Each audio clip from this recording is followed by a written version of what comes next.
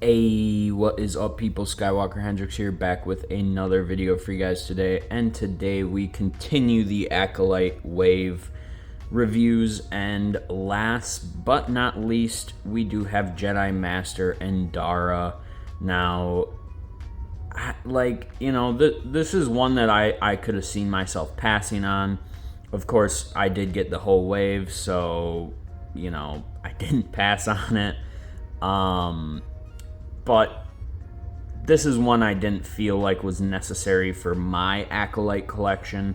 I really like the main cast, and even besides May and Osha, I really just wanted the main three Jedi, and then I'm still waiting on a Darth Smiley, aka Chimere.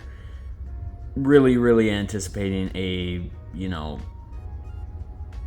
announcement of that figure. So until then, though, we got what we got here, and I don't know, like, I could see them not making any more Acolyte figures besides Chimere.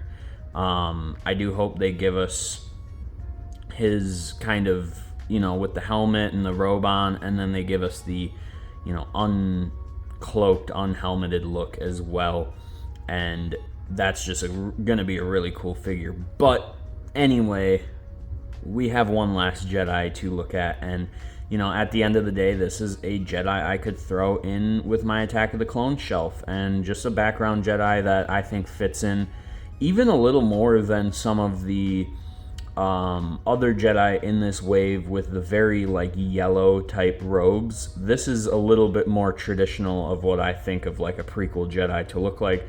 So yeah, let's take a closer look at the box quick. We do have some nice artwork on the side. This, of course, is our new Black Series packaging, and I quite like it. I think it's very sleek and just a amalgamation of all the different styles throughout the years, and I just think it works really well. But nonetheless, let's get this out of the package. All right, and getting her out of the package, first impressions, I have been just praising the soft goods in this line, in this wave, and yeah, I'm gonna stop myself right here because this is probably the weakest of all of the soft goods. I don't know why. Her robe it looks very just poofy and I don't know, it looks weird up around her shoulders and her neck area. But nonetheless, the figure itself looks amazing. I just think the robe, I don't know, it could have been smaller, I guess, a little more form-fitting. I get that Jedi robes are supposed to be a little bit baggy in a way, but just, here, if we compare her just real fast to, Yord, I think Yord's just form around him just a lot more naturally.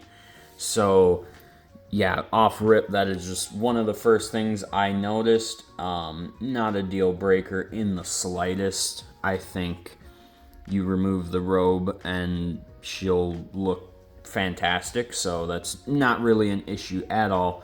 She does come with one accessory, of course, being her lightsaber, and man, I said it during the Jeki review, I mean, this looks lit up. This looks really good. This green is so vibrant. It looks so good. I almost feel like it's a little more vibrant than Jeki's. I could be wrong. No, they're pretty similar. But just that lime green is very appealing to the eye, and man, it looks lit up. It's pretty impressive there. So the lightsaber is superb in my opinion, and taking a closer look, she does have a dark wash all over her robes, and that is just something we don't see a ton in the line anymore. But again, the sculpt work on this figure looks absolutely amazing, and something too on these figures is a lot of them do have boot swivel, which is very interesting. Kind of was not expecting that out of this line, and yeah, I think it serves the articulation well. This is one figure that is void of the thigh swivel, and some figures in this wave have had it, some have not, so it's kind of hit or miss, but I don't think it really hinders the articulation in the slightest. Getting into some more comparisons here, we do have Jedi Master Soul, probably my favorite of the wave so far. Well, probably my favorite of the wave, as I've reviewed all of them by now, except for May and Osha, but I did cover those, I think, in my Jeki review just slightly. But Jedi Master Soul does have a custom wired robe on him, and I just think it takes it to the next level. And I really did think the robe that came on him was really good. The review for him is up if anyone is interested in that.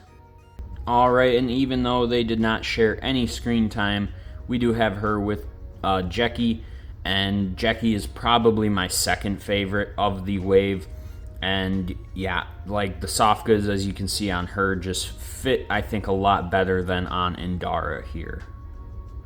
And we do have May right here, the person that killed her. This was, I think, a great way to start off the series.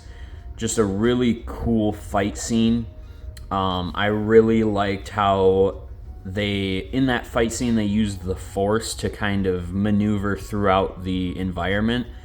And I just thought that was very cool and something you would see out of Jedi characters if they were, trying to get up a staircase really fast. They're going to use the Force a little bit to boost themselves up. And it was just very cool. And the dynamic of her, May, realizing she could not kill Indara in a one-on-one fight, and she used the classic trope of Jedi helping people to open up that kill shot. And just a very compelling scene, in my opinion, where really shows you the Jedi at the end of the day just are trying to help people and want to save a life, even if it is gonna take their own. So yeah, just a cool way to start off the series, in my opinion. And yeah, these two look great together. I don't know really where else you would display these two besides with each other, as they do share that one scene, and then Indara is no longer in the series, at least in the present day, and we don't have any of the flashback figures, at least yet.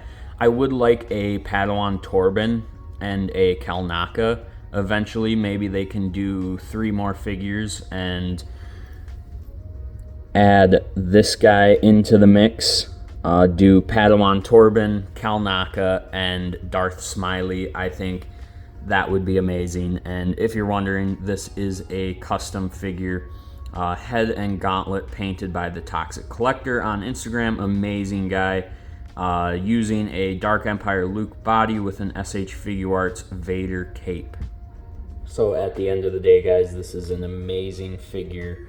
Not the strongest of the line, definitely the weakest soft goods, I think, in the line, but that lightsaber is just vibrant. I think the face printing and sculpt work on this figure is superb, and just paint work in general. So this is a great figure and just a cool Jedi to add to the shelf, in my opinion, and really could just fit in a few different places. Good custom fodder for maybe a female Jedi that you're thinking of making, or anything.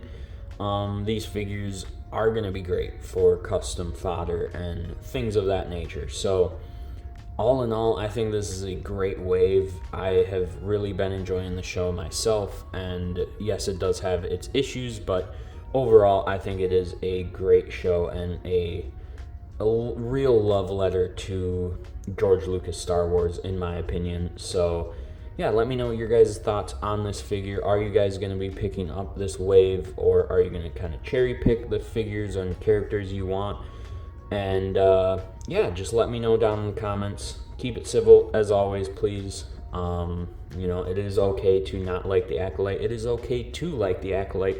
It is not okay to hate on the actors or hate on anyone in general for their opinions. So please keep it civil. As always, shout out to my channel members. Y'all are some G's.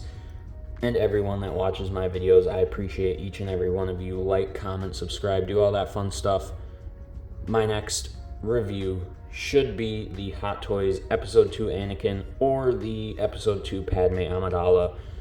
Stay tuned for both of those reviews coming up on the channel very, very soon. I do have both of them right here next to me, so stay tuned for that. And as always, may the Force be with you. Ayy.